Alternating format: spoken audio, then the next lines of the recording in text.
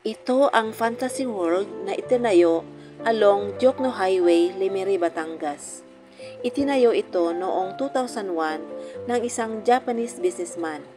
Ito ay Disneyland of the Philippines sana.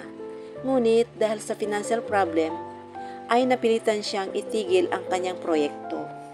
Simula noon ay isang homeowners association ang nagpapatakbo at nagme-maintain dito. Ito ay nagsara simula pa noong pandemic. Sayang guys, no?